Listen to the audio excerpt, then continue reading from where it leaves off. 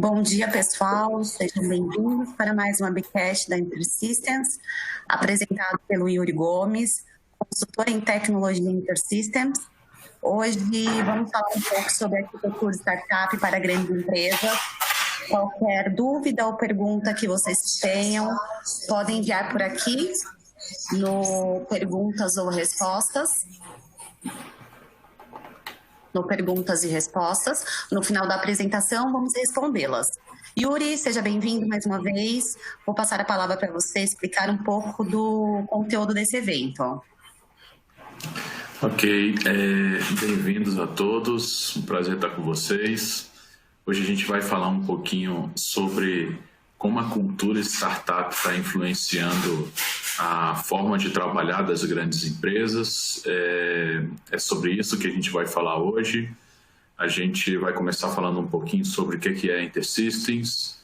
Em seguida, a gente vai falar um pouquinho sobre a cultura de desenvolvimento de projetos das startups, o que é que elas estão fazendo, qual a diferença do tradicional para o startup, para a abordagem startup.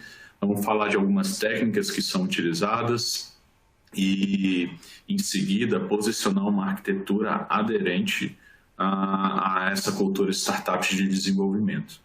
A cultura startup, ela traz essa possibilidade de você desenvolver projetos com uma qualidade muito boa, só que com um tempo menor, com um custo menor e com um time to market também muito maior, fazendo com que empresas tradicionais, empresas grandes tenham adotado esse tipo de cultura nos seus projetos, até mesmo nos projetos estratégicos. Tá? Então, a gente está falando de empresas como Google, Facebook, Uber, grandes organizações adotando esses conceitos que a gente vai mostrar hoje. Então, vamos lá. A InterSystems é uma empresa que ela existe desde 1978, uma empresa americana, com diversos escritórios em vários lugares do mundo, inclusive no Brasil, em São Paulo. Né? Tem escritório também em Brasília e representações em alguns estados. Tem escritório também no Chile, ali pegando a América do Sul. Então, é uma empresa de abrangência mundial. Ela está por detrás de importantes aplicações criadas por grandes empresas aí em todo o mundo.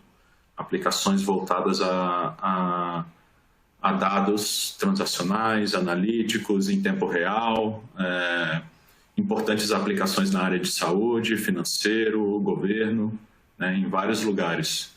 E hoje ela tem, dentro do portfólio dela, 4 grandes segmentos de atuação, né? 3 grandes segmentos. Então, assim, tem o InterSystems Iris, que é uma plataforma de dados, que é o que a gente vai posicionar hoje como sendo uma grande opção para essa arquitetura startup, que é uma plataforma que trata dados transacionais, analíticos, cognitivos, e acaba sendo o grande mecanismo de dados por detrás de aplicações com nível de excelência dos mais elevados, não só como repositório, mas também como integração de dados, como exposição de dados como API, né, e uma série de outros elementos que a gente vai mostrar mais à frente. A InterSystems tem uma opção do Iris também para a área de saúde, onde ela traz aderência aos protocolos de interoperabilidade em saúde, baseados em HL7, em FHIR e outros padrões. Então, e também para estabelecer repositório, armazenamento de dados do negócio no formato definido mundialmente das boas práticas, em HL7, em FHIR. Então, é um Iris voltado para a área de saúde. Então, temos um Iris voltado para o mercado em geral e um outro Iris voltado para a área de saúde. Temos um Health Share, que é um produto para trazer um repositório eletrônico em saúde unificado, dentro também das melhores práticas, aderente às melhores práticas de LGPD, por exemplo, de privacidade de dados, do respeito ao consentimento de acesso aos dados por parte do médico em relação ao paciente e assim por diante. Então, é uma solução para repositório eletrônico de saúde e também para criar conectividade dentro do hospital e entre os hospitais de uma rede. Tá? Então, faz essa automação, né, de repositório de dados, de integração e de visão unificada, até em nível também estratégico, com BI, com tudo isso. E o Track Care, que é uma solução que é uma solução para automação de toda a gestão clínica de redes hospitalares, de hospitais. Todas essas são soluções que estão aí em vários projetos no mundo inteiro, na Europa, Estados Unidos, Brasil. Okay? Bom, se você quiser aprender um pouco mais sobre as soluções da InterSystems, vários recursos, eles são a parte de learning de InterSystems permite você aprender ponto a ponto o produto de forma gratuita. Ele cria uma versão do produto na cloud gratuitamente para você utilizar durante a capacitação. Tem um developer community com muitos artigos, muito material interessante. Você pode mandar questões também para InterSystems. Né? A documentação online também é bastante rica, passo a passo. Né? E tem um suporte para quem tem já licenciamento InterSystems, que é o WRC.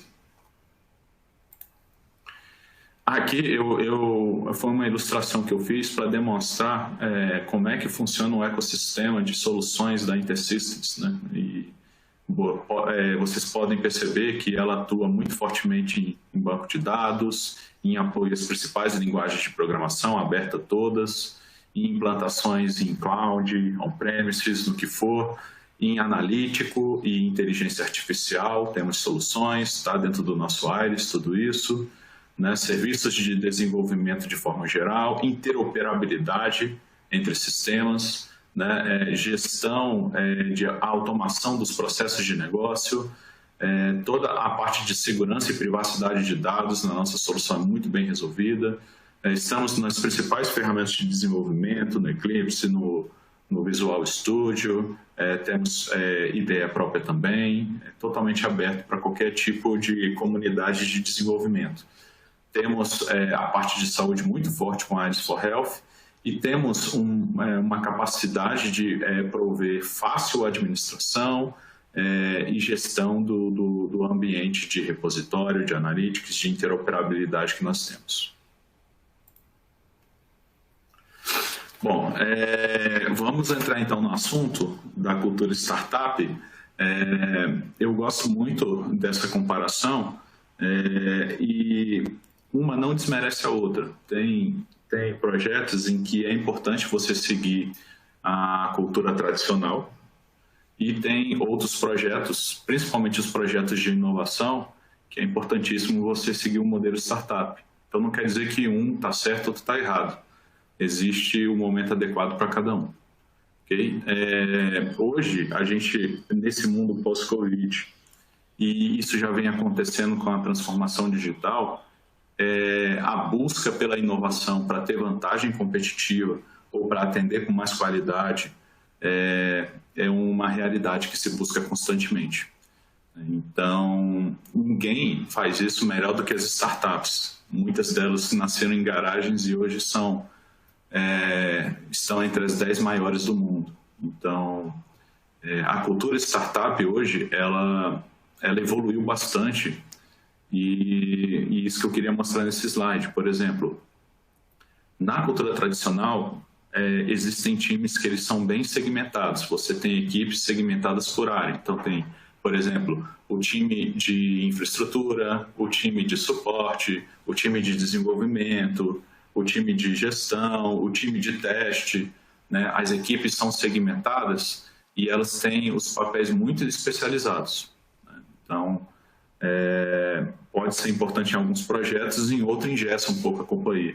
Então, no modelo startup, o que você tem é uma equipe enxuta, pequena, multidisciplinar e autônoma, que a equipe consegue resolver um projeto de ponta a ponta. Né? A parte de banco de dados, de desenvolvimento, de teste, de implantação, de verificação de qualidade, tudo isso a equipe sozinha é capaz de atuar. Desenvolvimento da parte de front-end, de back-end. Então, hoje no modelo startup, você forma o que o pessoal está chamando de squad, né? Onde você tenta trazer para dentro da sua equipe uma equipe pequena, mas os componentes da equipe, eles exercem vários papéis dentro da equipe, né? Que é o que o pessoal hoje chama, por exemplo, do desenvolvedor full stack, aquele que dá conta de trabalhar o banco de dados, o back-end e de também desenvolver as telas, né? Então, ele consegue trabalhar o ponto a ponta de um projeto. Tá? Então, hoje, a cultura de startup está muito em cima disso, de você formar equipes enxutas, pequenas e que dão conta de fazer todo o processo ali dentro da equipe. Bom, uma outra coisa interessante do modelo startup é o uso de metodologias ágeis, né? Nos projetos tradicionais, se utilizava muito metodologia em cascata, em fases. Primeiro você vinha com uma fase de levantamento de negócio, fechou a fase de levantamento de negócio, vai para a fase de especificação de projeto, fechou a fase de projeto, vai para a fase de desenvolvimento, depois teste, depois de teste implantação e depois disso o ciclo de gestão normal do produto, do sistema, né? Ou seja, para entrar numa fase eu precisava concluir a anterior. Na metodologia ágil, e aí a gente fala de Scrum, XP e várias outras, né? A gente tem a capacidade de não ficar mais preso a esperar que uma fase termine para começar outra. Na verdade, o conceito de fases ele é substituído pelo conceito de iterações. Você estabelece ali uma sprint, como o pessoal do Agile chama, uma iteração de desenvolvimento, onde você pega um conjunto de funcionalidades e abre uma iteração para fazer esse conjunto de funcionalidades. E no final você tem que entregar um produto utilizável por quem está tendo a necessidade desse produto, né? Como se fosse um MVP, né? Um mínimo viável de produto. Então, é interessante porque no ágil você cria uma pilha de tarefas para serem feitas, né? Essa pilha de tarefas você seleciona um conjunto delas pela priorização do gestor do produto, o Product Owner, e essa pilha de atividades é montada numa interação que é chamada de sprint, e essa sprint, ela geralmente ela não dura mais do que 30 dias. Tem algumas empresas que fazem com 45 dias. Ao final dela você tem que sair com um produto, né? Então, é bem interessante porque você reduz risco aqui, né? Imagina, num projeto waterfall, você faz toda a parte de especificação primeiro. Aí depois faz toda a parte de desenvolvimento antes de ir para teste. No ágil, não. Você já faz um pedacinho com todas as disciplinas, né? O levantamento, o desenvolvimento, o teste, a implantação de um pedacinho do software. E aí você já consegue antecipar risco, porque com 30, 45 dias você já rodou todas as disciplinas. E aí consegue identificar o que é que deu certo, o que é que não deu certo, e vai trabalhando replanejamento. Então, por isso aqui você reduz risco quando você trabalha dessa forma. Tá? Então, no ágil você tem pequenas entregas, pequenas iterações de 30 a 45 dias e entrega produtos muito consistentes e documentados. Bom, uma outra coisa do modelo startup é a capacidade que você tem de fazer um desenvolvimento com entrega contínua e também muito orientado a teste, a qualidade, né? Então, quando você faz qualquer coisa no ágil, ou seja, no modelo startup, você já faz a funcionalidade e já faz a funcionalidade de teste para testar aquela funcionalidade que você fez. Ou seja, o desenvolvimento é orientado ao teste, né? A passar no teste. Se não passa no teste, ele não pode ir para frente, né? E você tenta entregar continuamente, né? Todos os dias você está fazendo entregas ali e o foco é bem nessa entrega a curto prazo, né? Para você saber logo os problemas que você vai enfrentar, se você está indo no caminho certo, né? Por isso que você tem reuniões diárias da equipe, e é uma equipe enxuta, então essas reuniões elas são curtas, elas duram em torno de 15 minutos a 20, onde cada um vai reportando as atividades, como é que está o andamento das suas atividades, pode pedir ajuda para os outros membros do squad, né? As pessoas se ajudam e assim os projetos vão andando de forma mais rápida. E se nessa reunião diária surgir o levantamento de algum impedimento que está atrapalhando o projeto, a equipe se resolve entre si para trabalhar essa questão do impedimento, né? Então, aqui é muito mais rápido você descobrir coisas que estão travando o desenvolvimento. No tradicional, você trabalha muito em fases. Depois que você faz o desenvolvimento de um módulo, aí ele vai para teste. Aí encontrou problemas, a equipe de teste registra aqueles problemas, aí passa para o time de desenvolvimento. Então, isso demora muito você fazer um software dessa forma.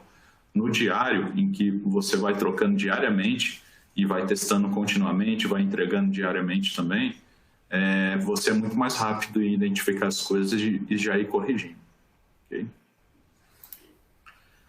Uma outra coisa é que no tradicional você baseia os projetos em cronograma, um cronograma sequenciado, onde o gerente vai lá, vê caminho crítico, vê a priorização junto com os interessados e aí cria o cronograma. E esse cronograma fica muito na mão do gerente, né? E fica bastante na mão dele verificar se o projeto está andando bem ou não. No modelo startup, o pessoal trabalha muito com o conceito de Agile Board, né? Você tem um board onde as atividades que estão planejadas, as que estão em progresso e as que estão entregues, elas aparecem visualmente, no que o pessoal chama de cards, esses itens brancos aí, esses quadradinhos brancos. Aí dentro dele tem lá a atividade, né? E à medida que a atividade anda, ela sai do fazendo para o entregue, disponível para fazer, fazendo e entregue, você pode estabelecer mais raias aqui, tá? Você não precisa ficar com essas três. Você pode customizar. Você, visualmente, a equipe inteira vai vendo como é que está andando o projeto, não só o gerente, mas toda a equipe tem visibilidade como as atividades, as tarefas estão andando, né? E a própria equipe se organiza para ir pegando novos itens para ir passando para frente, né? Na reunião diária, você vai checando esses itens e pegando novos itens, né? Enquanto que no cronograma já está tudo pré-decidido. Então, nem sempre a pessoa que está mais disponível é aquela que está com a atividade assinalada. No Agile Board, não, né? À medida que as atividades vão andando e que as pessoas vão se liberando, vão pegando novas atividades. Então, acaba que sempre a pessoa mais disponível pega a atividade. No cronograma tradicional, nem sempre isso é verdade. Tem gente que anda rápido, tem gente que anda menos rápido e nem sempre a pessoa mais preparada para aquela atividade foi a que pegou, tá? Então, no Agile Board, a coisa anda muito mais rápida e muito mais eficiente. Uma outra coisa do modelo startup que eu gosto bastante é essa visão associada ao negócio. Isso daí é uma coisa muito importante, né? Nos projetos tradicionais, a visão é muito orientada aos indicadores do projeto, né? A quanto eu estou gastando de esforço, de prazo, de custo. Muitas vezes eu até tenho alguns indicadores do projeto que são verificados no balanço de scorecard da empresa, essa coisa toda. Mas os indicadores são muito voltados a esforço, custo, prazo, aquela coisa tradicional. No modelo startup, quando você coloca um projeto no ar, você pensa muito em como é que ele vai trazer valor para o negócio, né? Qual o valor também que ele vai ter para o mercado daquele produto, daquele projeto que você está fazendo, né? Então, as startups hoje estão trabalhando muito nisso. Quando elas vão bolar o modelo de negócio da empresa, elas montam isso de uma forma muito visual no Business Canvas, que eu vou mostrar um exemplo mais à frente, né?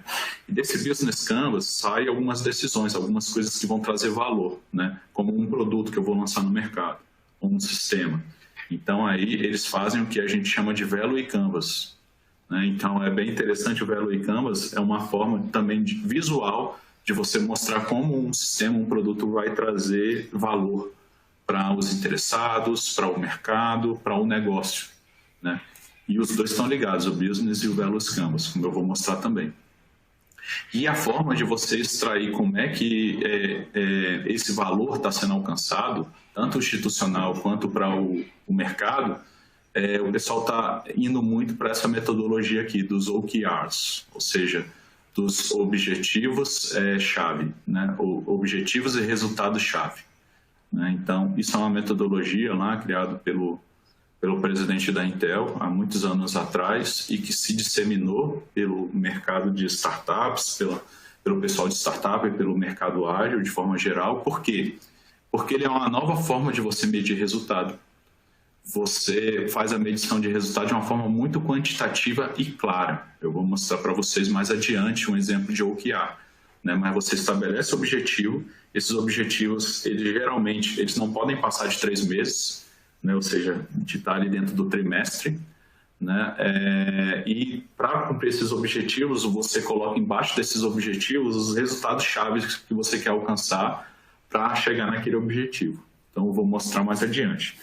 E você consegue hoje ligar isso ao board do Agile, ou seja, um conjunto de atividades feitas fazem com que eu alcance um objetivo, por exemplo. Eu vou mostrar isso mais à frente. Então, essa é a forma mais moderna hoje de medir o andamento dos projetos, não só de software, mas de marketing, do que for. Bom, e uma outra coisa muito decisiva é que no modelo startup, você acaba trabalhando muito forte a questão do DevOps, ou seja, de você estabelecer uma esteira automatizada que vai do processo de desenvolvimento até a entrega do produto, do sistema na ponta. Então, isso tudo de forma automatizada. O desenvolvedor, na hora que ele está codificando e ele sobe o código-fonte dele para o repositório, automaticamente são disparados testes automatizados para verificar a qualidade. Passou no teste, automaticamente o software sobe para implantação. Né? E aí foi implantado, automaticamente tem todo o monitoramento da execução e desse software rodando. Veio muita requisição, automaticamente ele sobe mais instâncias para conseguir atender aquelas requisições ou diminui. Né? Então é a automação tanto da transição do desenvolvimento para a operação quanto da operação em si. Isso poupa muito tempo e permite que as equipes sejam mais enxutas, né? E que eu também veja problemas mais rapidamente. No tradicional, isso já não é assim. Você tem cada um no seu quadrado, né? Onde quem desenvolve vai lá e gera uma build, e aí o pessoal de teste pega essa build, remonta no ambiente de teste, executa os testes, abre os erros para a equipe de desenvolvimento, eles ficam na interação dele até chegar numa versão que possa subir. Chegou na versão que pode subir a build de aceitação ali, a build aceita, isso vai para o pessoal de implantação da área de produção e eles colocam lá dentro, configuram, fazem tudo isso. Então imagina, isso faz com que eu tenha uma equipe maior e que eu tenha mais lentidão na hora de ter o software rodando. Então o DevOps hoje se tornou algo obrigatório, né, nos projetos. Eu vou mostrar agora para vocês o que é um Business Canvas, um Value Canvas e o OKR, tá? Porque isso é importante na cultura startup e vocês vão ver que é super replicável dentro dos projetos de software e de outros tipos de projeto. O Business Canvas é como você define o seu negócio, o negócio da sua empresa. Antigamente, você definia isso naquelas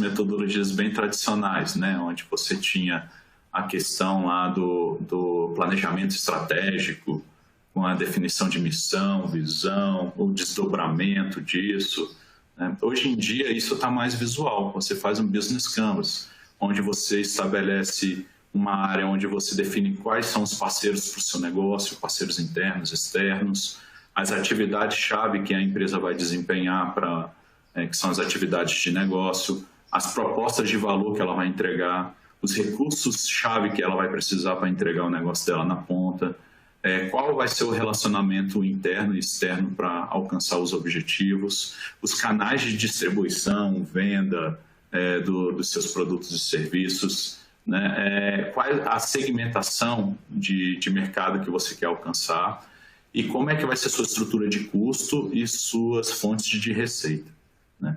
Então, tudo isso junto define como o seu negócio vai funcionar. E aí, tem uma coisa importante aqui. Vocês estão vendo aqui proposta de valor. Ou seja, os produtos e serviços são suas propostas de valor, que você vai entregar de valor na ponta para a sua empresa ser um sucesso. Essa proposta de valor você modela com o que a gente chama de Value Canvas. Então, você vê essa área aqui de proposta de valor vira um Value Canvas. Ou vários Value Canvas, às vezes você quer modelar por segmento. Então, aqui, estou até pegando um exemplo que eu coloquei lá na comunidade, InterSystems, de um Value Canvas, de como é bom, por exemplo, ir de um produto da InterSystems chamado Caché para a nova plataforma da InterSystems, o Iris. Qual o valor que isso traz para o negócio, né? Então, você no Value Canvas, você modela quais são os ganhos, quais são as dores de cabeça que eu estou resolvendo com aquele novo produto ou serviço que eu estou lançando, né? O que o meu cliente vai conseguir fazer a partir da adoção daquele produto ou serviço, né? O que ele vai, a partir de agora, conseguir fazer a mais, por exemplo, né? E essa visão de ganho, de dores que eu resolvo, do que ele vai conseguir a partir de agora fazer, é uma visão da parte do cliente, mas para realizar essa visão, eu tenho que entregar um produto, que é esse presentinho que vocês estão vendo aqui, que atende a essa visão do cliente. Então, o que é o Value Canvas? É primeiro ter a visão do cliente, do usuário. Isso é muito poderoso, né? A visão que ele tem de quais são os ganhos que ele vai ter, de quais as dores de cabeça que ele vai resolver, do que ele vai poder fazer. E aí, como é que meu produto resolve isso? Aí eu tenho que modelar como é que eu vou criar funcionalidades para chegar nesses ganhos que ele espera, como é que eu vou criar funcionalidades para resolver as dores que ele tem, né? Características que eu vou colocar no meu produto, no meu serviço para resolver essas dores, e finalmente as funcionalidades que o meu sistema tem que ter, ou que o meu produto, meu serviço tem que ter, para permitir ele fazer o trabalho que ele espera fazer, né? Então, é bem legal, porque a visão do cliente está instantaneamente ligado ao que o meu produto entrega, ao que é que ele resolve e ao que ele tem de funcionalidade. Bem legal, né? Bom, e aí, falamos de Business Canvas para modelar o seu negócio como um todo, falamos do Value Canvas para modelar seus produtos e serviços, mas como é que eu, no dia a dia, vejo se eu estou alcançando tudo isso? Aí o pessoal da cultura startup está usando muito o que a gente chama de OKR. Por quê? O OKR, ele dá visões a cada 3 meses de como é que você está atingindo os objetivos, a partir das iniciativas que você planejou fazer, né? Então, se você fosse pelo planejamento estratégico, a visão demora muito a chegar. Demora 1 ano para você reavaliar sua estratégia, muitas vezes, ou de ter os indicadores para isso. No OKR, não. Cada 3 meses, cada trimestre, você já vê como é que está o andamento dos seus projetos, dos seus produtos, dos indicadores, o que é que deu certo, o que é que não deu. Aqui está um exemplo, por exemplo, de um OKR. Por exemplo, eu tenho um OKR onde eu tenho como objetivo melhorar minhas vendas melhorar a visibilidade do meu produto em 50%. Esse é o objetivo. Eu tenho 3 meses para isso. Então, o que eu vou criar de resultados chaves, né, para conseguir alcançar esse objetivo? Então, eu venho aqui e coloco, eu tenho como objetivo, por exemplo, que não é um programa de engajamento. Quais os resultados, o que eu tenho que fazer para criar engajamento? Eu tenho que aumentar o engajamento dos funcionários, de, por exemplo, 20% para 50%, né? Ou seja, é sempre quantitativo, percebam, né? Eu tenho um objetivo-chave que é desenvolver 3 novas páginas de lançamento dos meus produtos e serviços, né? Ou seja, então, eu tenho aqui resultados chaves quantitativos para isso. Quantos leads eu gerei de mercado, quantos eu consegui converter de lead para projeto, né? Então, eu estabeleço aqui, era X e agora vai ser Y, era 50, agora vai ser 100. Né? Então, é importantíssimo você sempre ser quantitativo. Não adianta você colocar objetivos que não são quantitativos, você não vai conseguir medir, né? Então não vai conseguir saber o quanto foi seu sucesso. Tá? Então, essa é a grande vantagem do OKR, ele é sempre metrificável, né? E ele é sempre naquele prazo dos 3 meses. E aí você liga esses objetivos-chave ao que você quer alcançar de valor corporativo no Business Canvas e liga também ao que você quer alcançar de valor para o seu produto, né?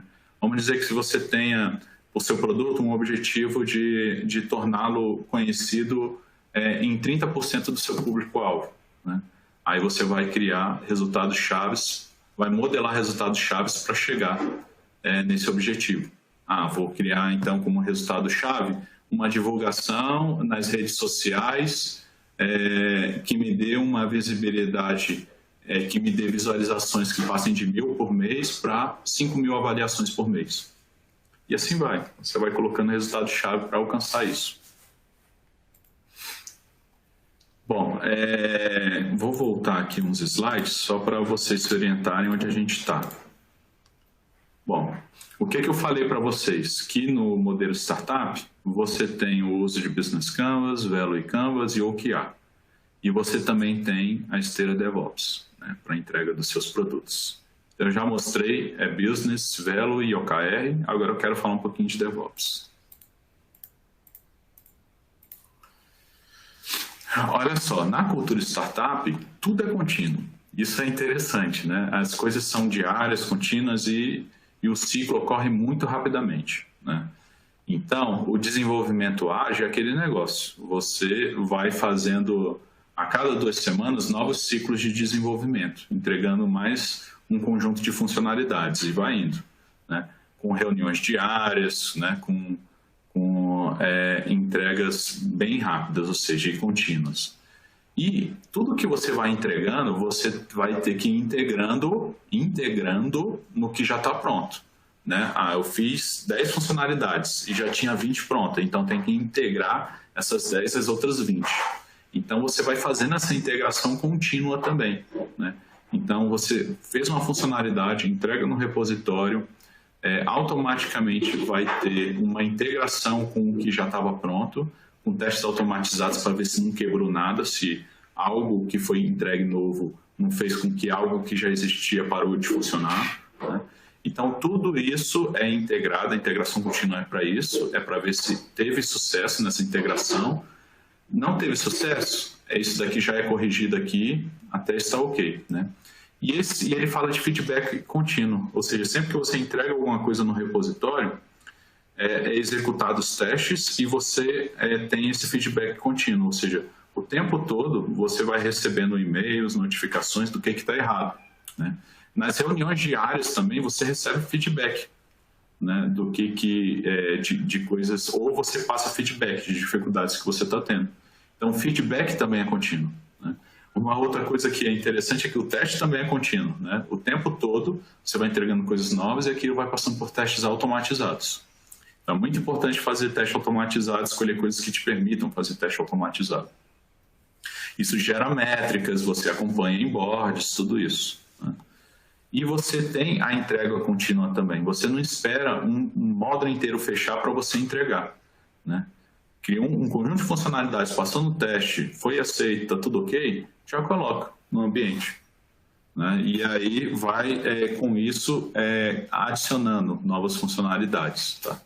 Então, o seu cliente já vai tendo a visão do valor que você está entregando já logo cedo, né? Então, isso é importante. Tudo no DevOps é contínuo e é rápido, né?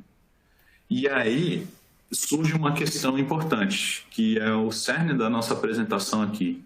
Como é que a sua arquitetura de desenvolvimento vai estar preparada para fazer tudo contínuo? Né?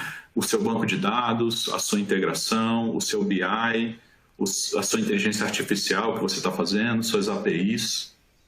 Como é que elas vão conseguir seguir essa arquitetura de startup, onde tudo é contínuo, onde DevOps é uma coisa-chave, onde a sua equipe tem que ser multidisciplinar, então a ferramenta, em todas as suas camadas, em todas as suas possibilidades, tem que ser fácil de atender e tem que ser aberta a várias coisas? Como chegar nisso? Aqui é um ciclo DevOps, mas isso eu vou deixar como um material de referência para vocês verem como é que funciona, né? As nossas palestras sempre são disponibilizadas depois. Aí vocês podem dar uma olhada nisso. Se tiverem dúvida, podem entrar em contato comigo. Mas como? Como você faz com que você alcance essa arquitetura de startup? Bom, o início dessa pergunta é que, primeiro, no desenvolvimento de software, tudo vira componente. Isso daí é uma coisa interessante. O que é um componente? É uma peça executável de alguma coisa. Por exemplo, uma tela de cadastro de cliente, né? Ela tem um componente lá para cadastrar o cliente. Então, isso é interessante. Tudo o que você fizer tem que se transformar em componentes. E esses componentes, eles têm que ter a capacidade de interagir uns com os outros.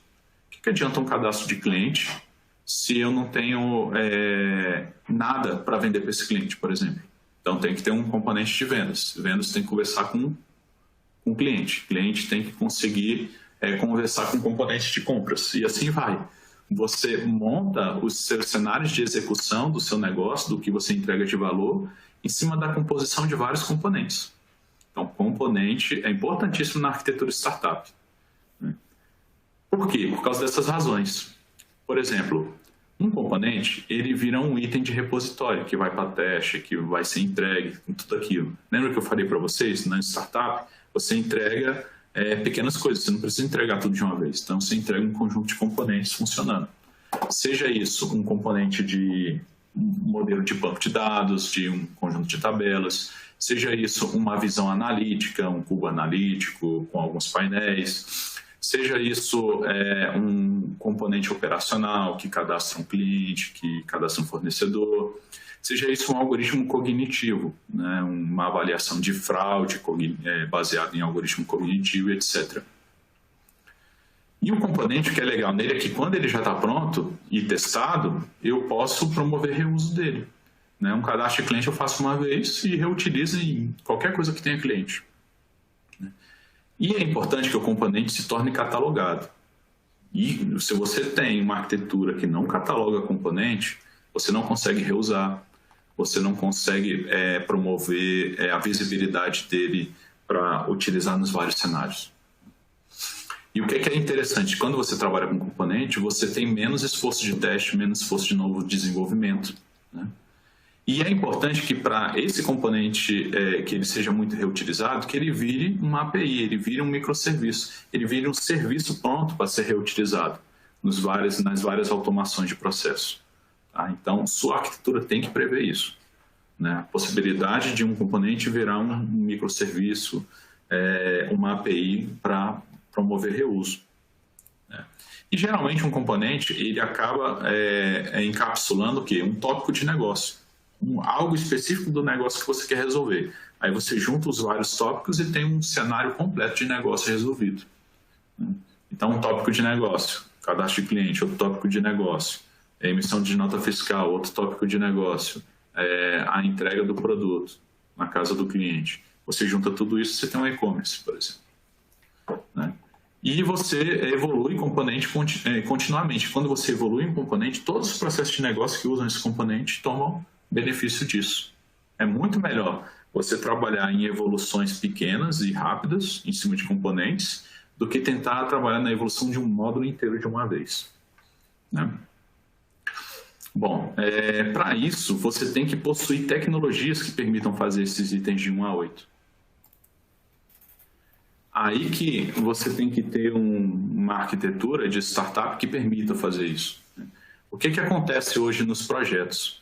Você não consegue mais dizer se seu dado vai ser um dado transacional, SQL, ou se ele vai ser um arquivo, se seu dado vai ser um documento, se vai ser um dado que vem de um sensor de IoT, de internet das coisas, de automação, por exemplo, de uma fábrica, um robô que está emitindo lá um evento de dados, ou então um evento que aconteceu em algum sistema e que foi para um sistema de mensageria, né? Você não consegue mais dizer de onde os dados vêm, quais são as fontes de dados, você não consegue mais ficar preso a algo estanque, né? Todas essas realidades, inclusive, podem acontecer ao mesmo tempo, né? Então, sua arquitetura tem que estar disponível para armazenar qualquer tipo de dado e também captar e trabalhar e orquestrar e integrar com qualquer tipo de dado, né? Se sua arquitetura corporativa não tem isso, ela não é uma arquitetura startup, ela não está pronta para inovação, para inovar, para entregar valor, né? E aí, na aquisição, né, como eu falei, você tem que conseguir ter conectores de integração para conectar com qualquer tipo de dado. Você tem que conseguir ter barramentos que consigam orquestrar eventos de dados, eventos que aconteceram na internet das coisas, eventos que aconteceram em sistemas. Então, você tem que conseguir fazer o dado ter dinamismo. Ele ter uma esteira de tramitação desses dados, um barramento, né, de orquestração e de andamento dos dados, eles ganharem movimento, né? E o processamento, hoje em dia, eu não consigo mais pensar em sistemas que não tenham uma parte cognitiva, né? Machine Learning, os algoritmos de inteligência artificial, eles estão eliminando tarefas manuais sem criatividade, que os nossos usuários faziam na ponta. Os algoritmos agora podem fazer isso. Então, a arquitetura startup é muito você pensar o cenário cognitivo, é você automatizar também o que estava muito manual, né, com automação de fluxo. Então, não tem arquitetura hoje sem automação de workflow, né? Não tem mais a possibilidade de você deixar um componente escondido. Você tem que transformar o componente num serviço corporativo, numa API, reutilizado nos vários fluxos de automação. Okay? E você tem que ter a capacidade de armazenar o dado do jeito que ele vem. Não tem mais tempo em projeto para você ficar transformando arquivo em SQL, ou o que vem de um mobile no SQL, ou um SQL no mobile. Muitas vezes não se tem mais esse tempo. Vamos respeitar da forma que o conteúdo vem e armazenar, né? E aí você tem que ter toda uma infra automatizada, como eu falei, de DevOps, para do desenvolvimento até a produção ter tudo automatizado. Teste automatizado, monitoramento automatizado, backup e restauração automatizado, né? A capacidade de operar em Docker, em container, em máquina virtual, na nuvem, de forma híbrida ou totalmente na nuvem pública, o que for. Tem que ter tudo isso, né, de uma forma muito fácil. E tem que ter um inventário de ativos, né? Seja esses ativos de dados, software cognitivo, componentes cognitivos, componentes de software tradicional, tudo isso como API, né, para posicionar reuso. Então, tecnologia que não te entrega um inventário na ponta, fácil de você ver que existe para promover reuso, sinto muito, mas está travando sua iniciativa de startup, né? Então, tudo isso é importante também na governança e na gestão. Okay? Uma boa notícia, o Iris da InterSystems é uma plataforma que tem tudo isso que vocês estão vendo aqui, tá? Ele é um banco de dados multimodelo, então ele consegue armazenar arquivos, documentos, dados SQL, JSON, tudo isso de uma forma muito tranquila. Ele tem essa capacidade de orquestrar e de captar e de trabalhar dados que vêm de mensageria, de filas, né? Ele também tem essa funcionalidade de interagir com sensores de IoT, que foi minha palestra da semana passada, vocês viram isso, né? Eventos, né? Ele tem a capacidade de ser também o seu Big Data, só que é um Big Data que ele é um Big Data que vai mais ao ponto, que vai mais vai mais de encontro ao negócio, porque Ele é um Big Data que ele consegue armazenar dado transacional, SQL, que se tem muito nas empresas, e dado não transacional, na mesma base de dados. E ele consegue gerar cubos analíticos disso, sem ter que recorrer a mapas de integração, né? Porque o dado já está ali e ele consegue transformar em cubo. Então, ele acaba sendo mais prático do que o próprio Big Data relacionado a Hadoop, né? Sendo que o Big Data da InterSystems, ele é baseado em sharding, assim como o Hadoop. Então, é processamento distribuído em pedacinhos. Eu consigo colocar cada shard, por exemplo, com 200 GB em cada um, e eles operam em rede, dando a visão unificada, né? Igualzinho o que faz o Hadoop. Só que em tecnologia que você não precisa ficar convertendo para Hadoop, né? Você já é SQL direto, você já é NoSQL direto. Então, isso fica muito legal. Tá? Então, ele é mais direto, o produto da InterSystems, na hora de fazer grandes repositórios, né? E de manter esses repositórios no formato que eles estão. Né? Quando você vai para um Hadoop, isso muda. Você tem que jogar no formato Hadoop e depois, para cuspir para fora, tem que jogar no formato que o aplicativo na ponta quer consumir. Né? Então, tem muito projeto da InterSystems que está saindo de grandes volumes de dados para, por exemplo, um Power BI usando a ponta. Porque é um repositório muito performático e que mantém o dado da forma que o Power BI precisa.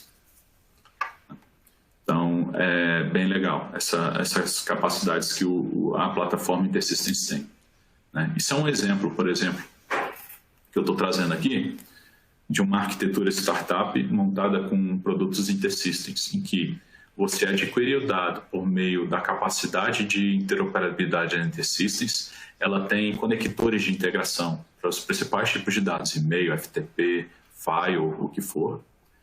Ela tem a capacidade de tudo o que é criado de componentes ser registrado na forma de API, de ser registrado na forma de componentes dentro de um barramento corporativo, e de componentes que são tabelas ou itens de repositório também serem gerenciados como componentes, porque no produto da InterSystems, toda tabela se torna um componente de classe. Isso é fantástico, eu acho isso maravilhoso, porque vira uma tabela com comportamento, né? Com a capacidade de você estabelecer métodos, estabelecer herança, coisa que outros produtos de banco de dados não têm. São tabelas anêmicas, que só são tabelas. No produto da InterSystems, toda tabela vira classe.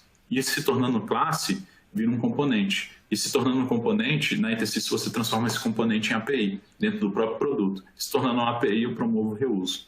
Então, qualquer coisa que é persistente, tabela, na InterSystems, é classe e é componente, é serviço, na forma de API na ponta, né? Sem ter que ficar criando novos desenvolvimentos.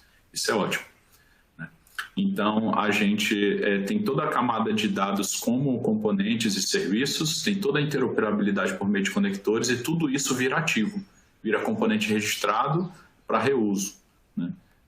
E tudo isso fica em repositórios, que nem do Hadoop, ou seja, com shardzinhos que trabalham de forma distribuída, né, para processar grandes volumes. Tem toda a camada de cache também em memória e tem o respeito ao dado no formato que ele está.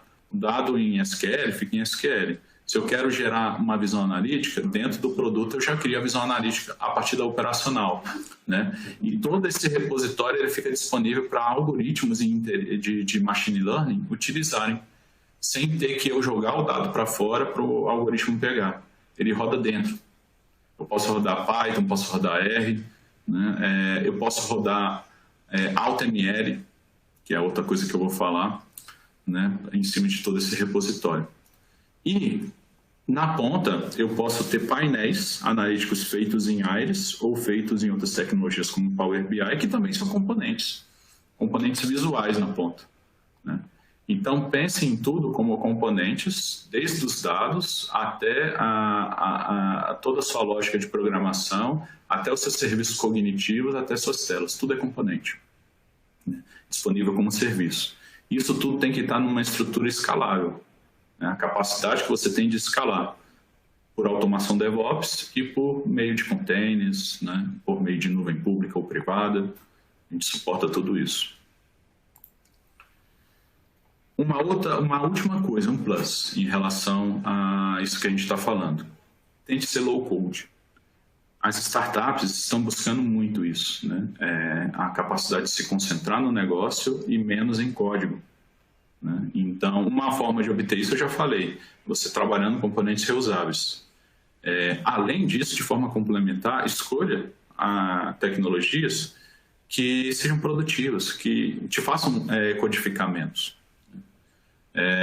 No front-end, trabalhe com produtos que permitam a você criar componentes de telas, né? Então, cada elementozinho da sua tela é um componente que você promove reuso. Então, trabalhe com tecnologias assim. Então, o Angular é desse jeito, o React é desse jeito, o Vue é desse jeito. Então, isso é ótimo. Na integração, ou seja, quando você vai integrar sistemas, é uma coisa que é muito traumática, integrar sistema. Tem sistema que ele está em formato arquivo, outros estão no formato SQL, outros estão em formato antes do SQL, outros estão em formato FTP, né? E às vezes estão com código-fonte fechado, você não consegue mudá-los. Então, é importantíssimo que você tenha low-code na integração, a capacidade que você tem de configurar em telas web as conexões, de você arrastar e fazer um componente funcionar com o outro de forma totalmente visual, né? No produto da InterSystems Wireless, a integração ela é toda low-code, né? Você trabalha, obviamente, se quiser colocar a mão na massa de código, você consegue para fazer coisas bem avançadas, né? Mas boa parte do desenvolvimento de integração não envolve quase nada de codificação, é configuração. Então, isso poupa muito tempo de projeto. No analítico, a gente já está mais acostumado, né, a ser low-code. Você consegue apontar para um conjunto de dados e sair criando seus painéis analíticos, né? Power BI, Tableau, ClickView, todos trabalham dessa forma. Só tem um negócio. Na maioria desses produtos, o que acontece? As telas você faz low-code, mas o cubo analítico, a estruturação dos dados para aqueles painéis consumirem, nesses produtos que eu falei, Power BI, Tableau, eles são meio que uma caixa preta, né? Eles são gerados para você, né? E isso daí traz alguns problemas de desempenho, porque aí muitas vezes eles criam, como é gerado, eles criam isso por painel. Então explode o consumo de dados, aí tem que colocar em memory para performar, é um problemão. Nem sempre usa a melhor abordagem. Na InterSystems, a parte de front-end, também você cria painel de arrastar e soltar sem codificar, né? Ou você pode continuar usando seu Power BI, por exemplo. Mas qual a diferença? Na InterSystems, na parte de back-end, os cubos analíticos, você tem a possibilidade de você criar. E você cria também sem ter que recorrer a desenvolvimento, de ficar fazendo ETL, aqueles mapas de ETL gigantescos. Você cria fatos e dimensões e a hierarquia de navegação do analítico, todo de forma visual no navegador, né? Você diz qual tabela você quer que seja a tabela fato, você diz quais são as tabelas que vão ser as dimensões, ele cria o cubo, compila, e aí ele te dá mecanismo de pivot table, de definição de hierarquia, tudo de forma visual, né? Então, a gente é um dos poucos produtos que é low-code analítico no back-end e no front-end. A maioria é só no front-end. Na governança, você registra os seus APIs, todos os componentes que você faz de forma visual no navegador. Na infraestrutura, nossos produtos permitem você configurar a implantação e as fases da esteira também tudo visualmente. A gente tem o ICM, que é o Cloud Manager, que faz toda essa parte de automação da implantação de forma visual, né? A gente agora tem o IKO, que é para Kubernetes, onde a gente também já tem muito visual essa parte de colocar o Wireless dentro do Kubernetes, de orquestração de container. Então, a gente tem produtos para você implantar por meio de uma interface web, né? Dentro das melhores práticas. Seu código de infraestrutura é resolvido de forma visual, né? No back-end, isso a gente faz de forma maestral. Quando você define uma tabela, automaticamente isso vira classe. E essa classe automaticamente pode virar uma API. Você faz algumas configurações e ela vira uma API. Né? E, em outras linguagens, você tem que fazer a tabela mapear para uma classe, em Java, em .NET, no que for. Aí essa classe você ainda tem que colocar uma série de coisas para virar uma API. No nosso, se você cria uma tabela, ela já vira um componente, já vira uma classe. Isso pouco um tempão. Né? E no cognitivo, a gente tem um negócio importantíssimo. Tempo de cientista de dados é caro e é complexo de achar cientista de dados. No nosso caso, a gente tem um negócio chamado Auto Machine Learning, que você aponta seus dados de treinamento e os dados de produção e ele internamente já ele tem vários, dezenas de algoritmos de Machine Learning, ele identifica o melhor algoritmo e passa a trabalhar com ele para trabalhar cenários preditivos e outros cenários. Então, olha que legal, você tem a possibilidade de fazer machine learning sem conhecer detalhes internos de algoritmo. Isso é low code aplicado à inteligência artificial. Então, temos tudo isso no nosso Iris. Né? É uma plataforma interessante, recomendo vocês conhecerem para bolar a arquitetura startup de vocês.